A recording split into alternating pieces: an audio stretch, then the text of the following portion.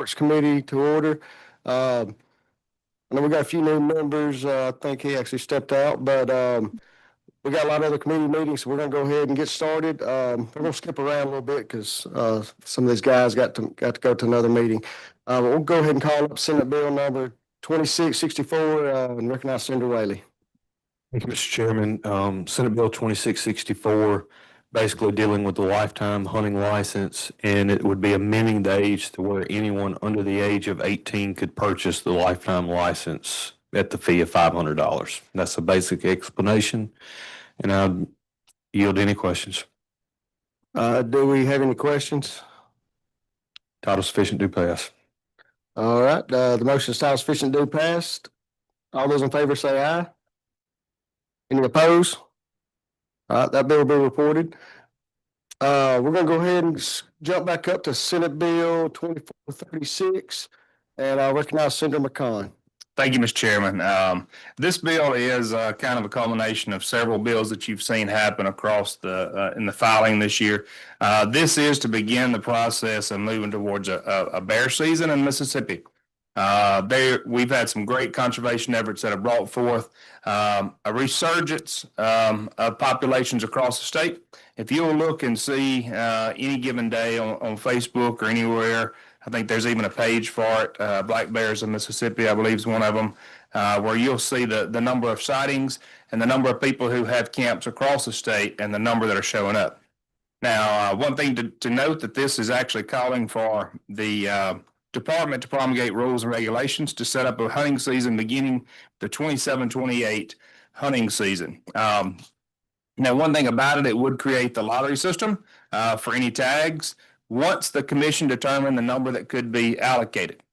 We don't really know the number the commission would set, but if you'll see, the number of harvest tags shall be based on the commissioner's black bear population data. If the data is not there, then they're not going to issue the tags. But if the data is there, it shows that we actually have the need at that point for the bears to be harvested, and we know that there's some harvest that probably needs to be done right now. That would begin the process for them to be setting up that season.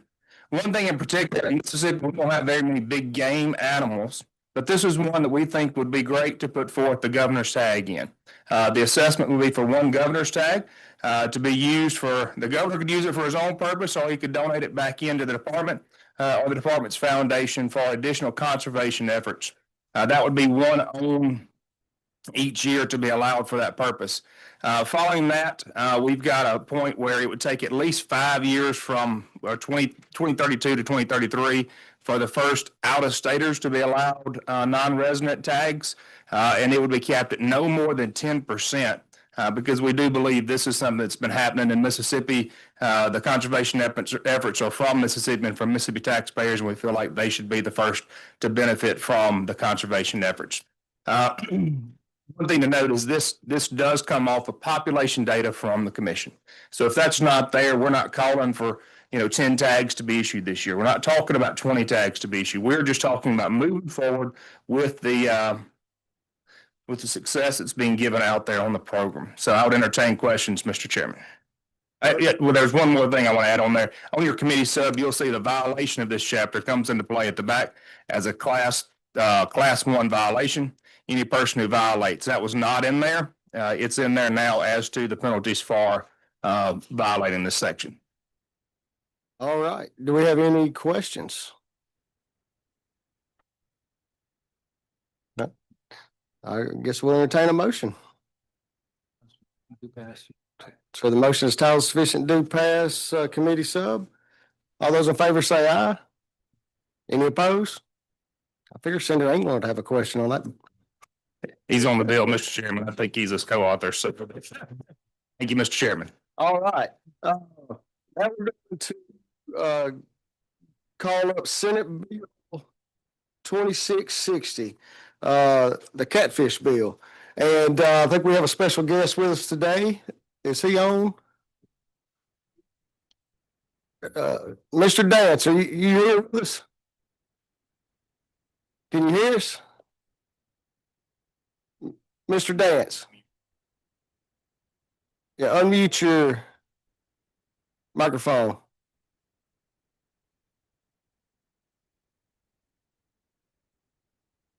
I don't know if he hears us or not.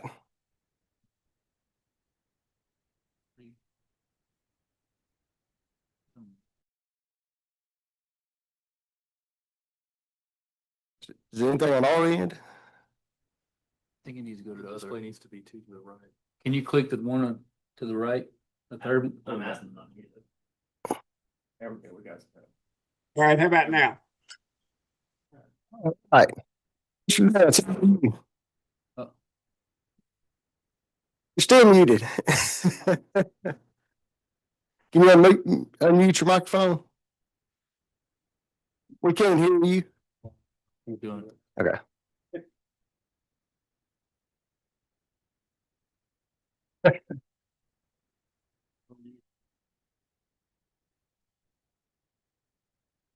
All right, can you hear us now?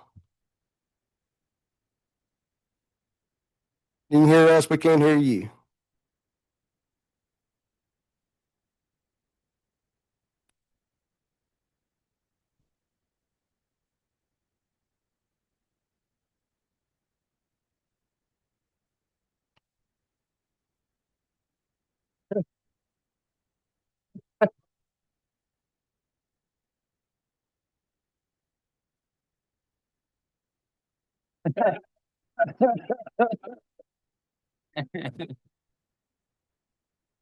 I'll tell you what, let's do, we'll go through a couple other bills, let y'all try to figure that out, and, that way we all got some meetings, so we can get out of here. We'll go ahead and call, Senate Bill 2420. This is a bill filed by Senator Michelle. He was unable to be here. I told him how to handle the bill. Last year, we passed a bill where if the hunting seasons ended on Friday, it would be extended till Sunday. We didn't clarify that well enough, and, we're gonna add in Saturday, as deer season ended Saturday this year. So if it ends on a Friday or Saturday, deer season will be, or all the hunting season will be extended till that Sunday. So, does anyone have any questions? All right, can I get a? Title sufficient to pass. All right, the motion is title sufficient to pass. All those in favor say aye. Aye. All right, any opposed? Then we'll go to Senate Bill number 2659. This is the Lifetime Conservation Legacy License. This is also one of Senator Michelle's bills that he was very excited about and he hated not to be here. This is essentially creating a lifetime license for all those Mississippians that are over 65 years old. It's a voluntary license, and it is a one-time fee of $250. Like I said, it's not required, but if people want to go ahead and buy a license for conservation, then this will be available to them. I know a lot of people who are over 65, they go ahead and buy a hunting license every year anyway, because they want to help, they want the commission to have these funds. So we're creating a lifetime license for that effect. I'll be happy to entertain any questions. All right, do I have a motion? Pass. The motion is title sufficient to pass. All those in favor say aye. Aye. Any opposed? All right, that bill will be reported. All right, we're going to check back to Mr. Dance again. All right, can you hear me now? Yes, sir. Woo, thank the good Lord. All right, what I was trying to say a little bit earlier, we mentioned this to Alex Mansour, and he kind of went to bat for us. But let me jump back a few years, maybe 17 to be exact. I happened to be making a fishing trip out of Memphis on the Mississippi River with an old gentleman that knew the river real well. And we pulled up behind a dike, and I looked and I couldn't believe what was happening. I said, "What are those guys doing?" And he said, "They're commercial fishermen." And I said, it was on the Arkansas side of the river. And I said, "What are they do? Why are they just throwing all these big fish in the boat and not harvesting any of the smaller fish?" He said, "There's no law against what they're doing." And I said, "There's something not right about this. It's just not, something's not right about this." They could bring a shrimp trawler from Louisiana up the Mississippi River and take 1,000 pounds of catfish, and it's perfectly legal. And he said, "Absolutely." I said, well, something needs to be done about that. That's just not right. Well, as years passed, we worked on it hard. 15 years ago, 12 years ago, oh, we had some threats and typical stuff. But slowly but surely, I had one of our commissioners, Tennessee wildlife commissioners, go with me on the river. And I said, I'm going to show you something. Tell me what is right about what they're doing. They were at it again. And he said, well, it's legal. And I said, the state of Arkansas allows that? We don't. We have limits. We consider this fish to be a sport fish. We have limits. And what's the limit? What's the difference in having a limit on deer, rabbit, squirrel, quail, ducks, turkey?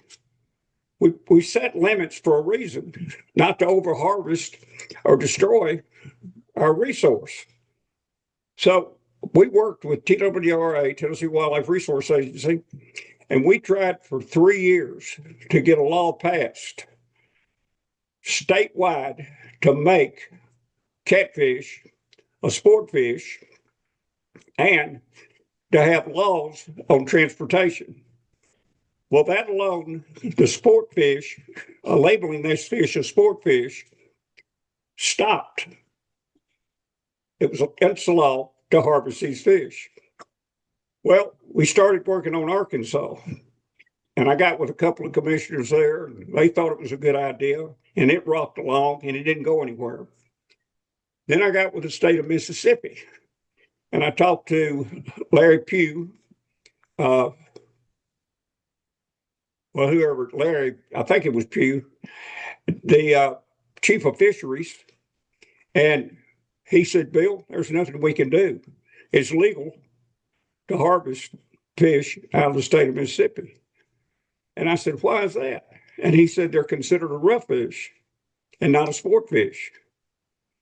And I said, they're not a trash fish. Tennessee, Kentucky, I think Missouri classifies this fish as a sport fish. And he said, well, until the laws are changed, they can legally do what they want to do. Well, to fast forward, we our game and fish made a few arrests on commercial harvesting, and we had the state of Mississippi. I got word that some netters were in the Vicksburg area, and we knew it was going on further north at Tunica, Mississippi, Helena, Arkansas. Memphis was a prime area for catfishing. They came through Memphis, all that netting on the Arkansas side, worked their way south toward Tunica, on down to Helena, and the fishing got a little bit harder and harder to catch quality size catfish, trophy fish. Well, by a couple of years ago, we found out they were in the Vicksburg area, working 50 miles north to 50 miles south. But the further south you went, the better the catfishing seemed to be. Well, I talked to Alex, and Alex said, I'm going to go to work on it. And he did. And we got together and worked together to have a meeting about this and how serious a condition it is and how it affects tourism and what these commercial fishermen are doing. I want to read you something, and I think you'll find very, very interesting. It's a little piece that the Kentucky Department of Fish and Wildlife reported that a 10-month multi-agency investigation has been identified.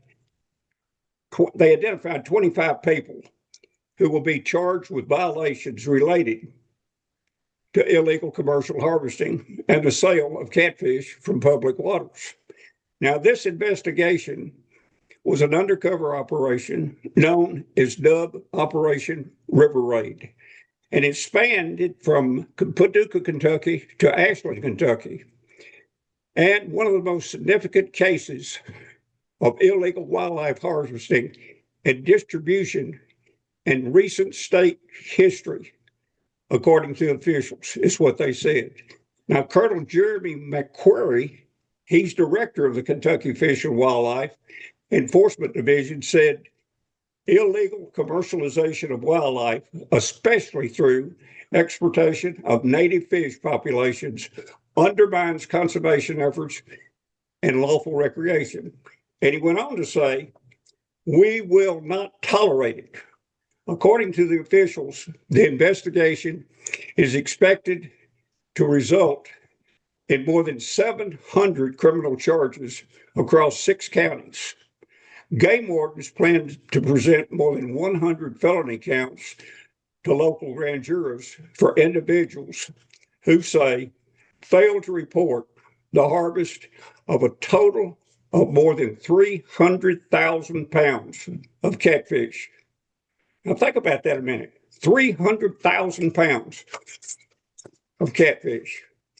Now, these fish have come out of big rivers like the Tennessee, the Illinois, the Missouri, the Cumberland, and the mighty Mississippi being probably number one.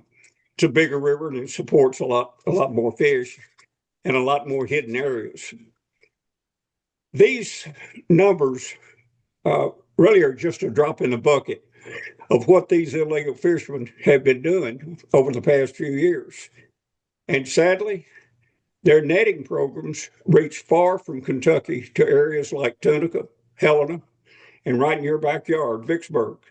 There's no doubt that anglers are beginning to hear more about these operations of fishing, and they're beginning to fish a little bit further south, where numbers are greater. If nothing's done, these netters will work their way on down as far as Louisiana and beyond. These big fish are just too important a commodity to only be caught one time. Now, at this time, I want to turn this program over to a very, very good friend of mine who has worked with me, and we've worked together trying our doggone best to get some kind of laws passed. Arkansas did say if Mississippi went along with this program, like Tennessee, they would consider doing it. Arkansas has 340 miles of river shoreline. 340. The state that has the most would be Louisiana, because Mississippi runs on both sides of Louisiana. They're up around 540. But we have tried and tried and tried and tried. And Roy put together, and he's done some research. The hardest 3 years of my life was the first grade, and I failed it.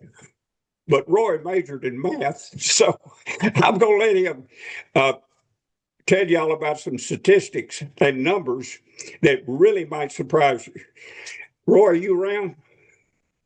I'm here. Thank you, Bill, and thank y'all for listening to this, and thank you, Andy, for everything you've done for us.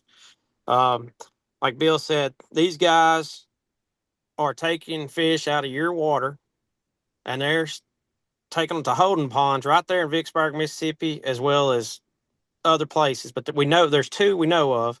They take these fish, and there's huge fish that have more offspring, more eggs, than any other fish. They hold them there till they get a load, and then they go up north and they sell them for $4 or $5 a pound. That, to me, that's no different to me going on Mississippi public land, trapping some 150-inch deer, taking them 10 acres at my place, and charging you to hunt them. The residents and taxpayers of Mississippi pay for license and tags, and I know y'all work your butts off to make it where the public can hunt, have a place to go. That's critical to not take a resource from them to go sell at a state on your own private property. The Mega Bucks tournament in Mississippi, in Vicksburg, Mississippi, right now, on views of that tournament on tournament day was 876,000 on one site. Between all 3 sites, over 1 million people were viewing that tournament through social platforms, 15,000 comments, another 18,000 views on the vendors were there. Okay, in that tournament, it paid out over $200,000. 3,000 attendees, just spectators in the audience. 200 anglers, 91 boats. On an average of 8 days through the angler survey, they spent $700 per day, per angler over 8 days. That's 1.6 million just in the anglers, not counting their wives and families. Come to find out, it was 2.6 million spent in that area, which, that's a great revenue because you have such a great fishery. You had anglers from 27 states, and that's a pretty big number. But the biggest thing is like in Tennessee, we can, per licensed angler, we can have one fish over 34 inches, and we cannot transport a live fish over state lines. So that keeps those fish from leaving your state the way they want to. You don't want to hurt the guy that's going out there and fishing. I fished with my granddad, my dad. We ran trot lines. We done everything. It's fine if you do it legally and regulated, but I feel like it's stealing from the residents of Mississippi to sell in another state on their private pond. Those fish, incidentally, when they're harvested from the river, they're taken to pay lakes in Ohio, Iowa, Kentucky, and some of the northern states. Those fish are doomed from the time they're netted. Those fish don't have a chance. They put them in live bait trucks or live fish trucks to make it look more legal, and they haul them to these pay lakes, and they sell them to these pay lakes, and in turn, the pay lakes sell them to people that want to fish. They even advertise the fact that they've got big fish to catch, but they have to do it pretty quick because these fish, big catfish, I'm talking about 30, 40, 50, 60, even up to 80-pound catfish, are used to a lot of room. They roam a lot. And to put them in a 5-acre lake and let people fish for them, you stress these fish to a point they won't come out of it. So they've got to catch them quick. And by the time 2 or 3 days, these fish start dying off. Well, they seine the dead fish out, they bury them, and they go right back and buy more. They haul in another shipment. And this is where these big numbers are coming from these big trophy fish. It's like Roy said, it generates a tremendous amount of income to the city of Vicksburg, for instance, or Helena, or Memphis, or Tunica, or Cape Girardeau, or wherever, up and down the Mississippi River. But they have gradually worked their way south, and they've centered it in around Vicksburg. And this one guy, knowing it's not late, it's fine to do it, he went out and dug him about a 5 or 6 acre lake, and would it right there in Vicksburg, and would harvest fish out of the river and bring them and put them in that pond with aeration. And then after he got it pretty much full, he'd load those fish up and towed them north. I don't think he came through Tennessee because Tennessee was watching for it, watching for any kind of live bait truck coming through the state. And that would be from 55, just only a short distance across the Mississippi, coming up through Memphis. But I think their route was to load these fish and go up to Louisiana and then through Arkansas and sell them to be fished for and paid for. How many people would give $10 or $15 with a chance to catch a 50, 60-pound catfish, either a flathead or a big blue? A lot of them would. And that's what they've been doing. They've been doing this for years and years and years. There's been some stings put out around the Kentucky line up north, up around Kentucky Lake, the Kentucky Lake, Tennessee line, but they never could make a case. And they're real slick at what they do and how they go about it. But what it's doing, Mr. Dance, I hate to cut you off, but we are a little bit limited on time, but we appreciate you coming on with us. I appreciate the Commissioner of Agriculture for bringing it to our attention.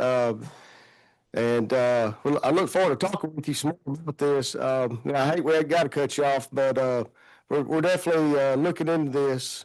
I was going to ask the department, do y'all have anything that y'all want to add?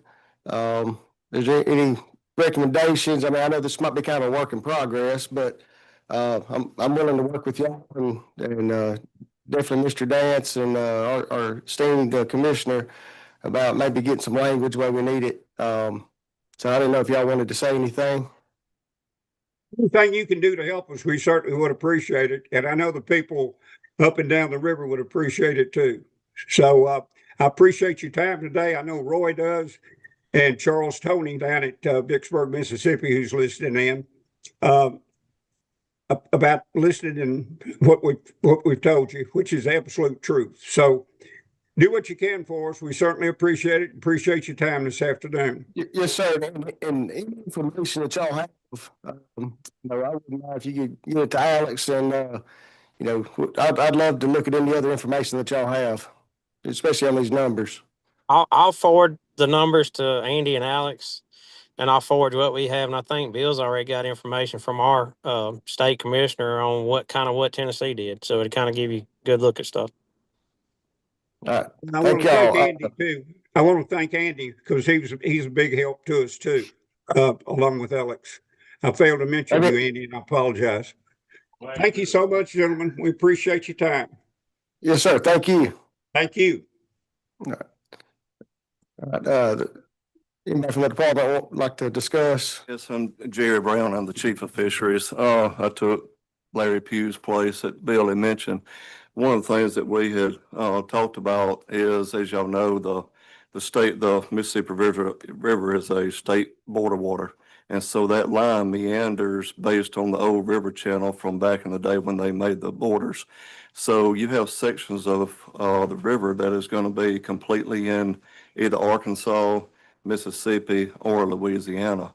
And so from an enforcement standpoint of our officers is knowing exactly where that fish was caught, to be able to enforce that, to know when that person comes out at a boat ramp.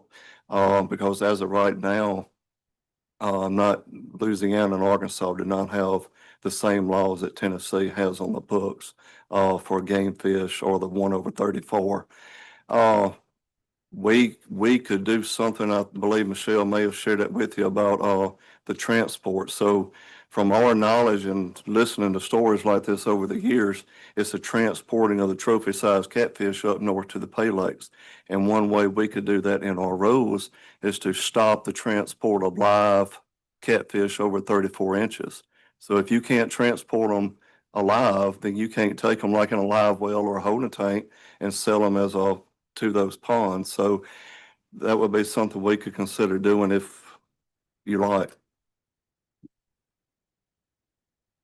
Mr. Commissioner, we appreciate having you here, and I was going to let you make a comment. Yeah, just very quickly, I appreciate y'all taking up this important issue. It's a bunch of Yankees stealing our big catfish out of the Mississippi River to sell them for pay up in Ohio and wherever else they go. This particular issue, former member and colleague of mine, Alex Mansour, brought to my attention from Vicksburg. This big tournament that they have that I've attended over at Vicksburg is a big economic development positive for the state and for Vicksburg, the Bill Dance Catfish Tournament, and they brought this issue to us. It does not have any effect at all on the farm-raised catfish, and we've worked with the farmers of catfish farms that don't have a problem with this bill in the committee sub that you have before you. But I think, as you mentioned, that what's happening is they're hauling them out by the nets and by the boatloads onto the Mississippi side and transport them there. You pass this bill, you're going to shut this thing down because they ain't got nowhere to do it over in Louisiana, as far as I know, Arkansas. It's happening in Vicksburg. That is the epicenter of this problem, and I would yield any time to the former gentleman from Vicksburg to have any other explanation on it. Hold on. Does anyone have any questions? Senator Seymour. Thank you, Mr. Chairman. This could go to the committee as well as the Ag Commissioner.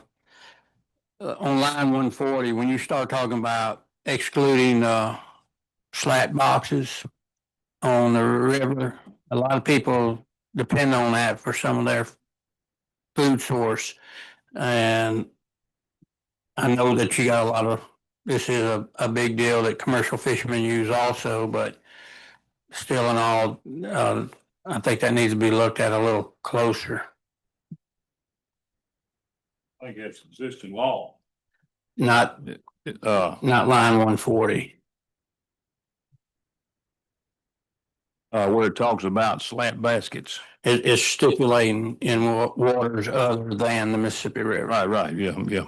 That allows you to, Of the Mississippi River. That's all that it applies to the river, as I understand it. It's limited to the Mississippi River. The way it's worded. So yeah, all right. It wouldn't affect any of our local Yeah. fishermen out in, our lakes or. Line 54 and 55, Mr. Chairman, only those taken in waters other than the Mississippi River. So they would still be non-game gross trash fish everywhere except in the Mississippi River where these are being stolen and sold. well, I'm saying our residents that live along the Mississippi River that go out and use flat boxes to catch for their own use, and they're going to the commercial route of a permit. You're not going to allow by this language to be able to fish. To take one bigger than 34 inches, one per day of the big giant, the big fish. Okay, thank you. And that clears it up. May I say something, please, sir? I'm Charles Tony. Hold on just a minute. Does anybody else on the committee have any questions? Mr. Alex, did you want to make a comment? I would just like to say, Bill and that brought this to my attention, but Vicksburg has now become the largest catfish tournament in the nation. We got it away from somebody else because they got depleted for people taking the big fish out. But just we want to work towards not telling somebody they can't catch one, but not catching 10,000 pounds at a time. So we just need to figure out how to do that because that is a sport fisherman now, and it's got a lot of sponsors in it, and they pay a lot of money. When you got over 1 million people watching Vicksburg, Mississippi in a tournament, we just appreciate some help on it. All right. So what was your name? We'll do one more comment and then we're gonna have to move on. But I can't see what his name is. Is it Charles? Yeah, that Charles Tony over here in Vicksburg. Yes, sir. I've got, so I appreciate y'all having this and listening to us. I've got some friends that are commercial fishermen. And in respect to the gentleman that was talking about the flat boxes and stuff that the people fish up and down the river, that we don't have a problem with that because most of the commercial fishermen don't want to keep anything over 7 or 8 pounds. That's what they target. They send me pictures all the time of bigger fish that they turn loose, but their only concern is the 7 to 8 pound fish that they want to sell or they want to eat. Nobody wants to eat a 34-pound fish. I mean, it's full of fat and veins and all that kind of stuff. So that's not going to affect our commercial fishermen because I wouldn't want to dare do that because they've been doing it for a lifetime. But the trophy fishing, this guy that's here in Vicksburg, I took pictures of him the other day with his boat. He was at Tractor Supply buying a bag of fish food to put in his nets. He had one pond out here east of town, and he was catching so many big fish, he had to dig another one. Guy went out there and dug another 5-acre pond. So now he's got 2 out there, and he filled up so many. The first pond he had last year, he had to call a truck in to come get them ahead of time because he was catching too many of the big fish. And, I got into this several years ago, 3 or 4 years ago, when this tournament came, and the economic impact here at my restaurant in Vicksburg is during that week or 2 of that tournament, I'm running up 20%. These guys eat every day.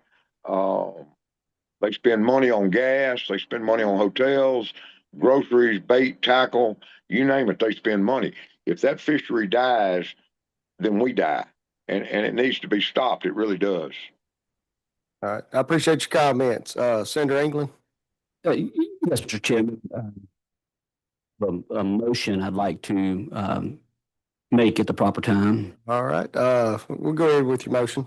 Okay, Mr. Chairman, I see you're the sponsor of the bill, so I want to outline my amendment that way. Because I believe it is a friendly amendment here, what we've heard today. We're going to get more information on this. And I would like to add a reverse repealer to the bill. And if you'd like me to explain that to maybe one of our newer members in here, reason we do that is just so that we can keep the conversation going, get the bill out of committee and keep working on it. But I think this would be a good bill to do that with. So that is my motion, is to add a reverse repealer. All right, any other discussion?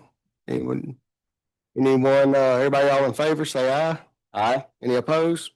All right, reverse repealer will be added. Do we have any other questions or comments? All right, so we got the bill with, committee substitute with a reverse repealer. All those in favor of the bill, say aye. Any opposed? Adopt committee sub. Motion to be, yep, committee sub as amended. All right, so motion, is to adopt the committee sub as amended. All those in favor say aye.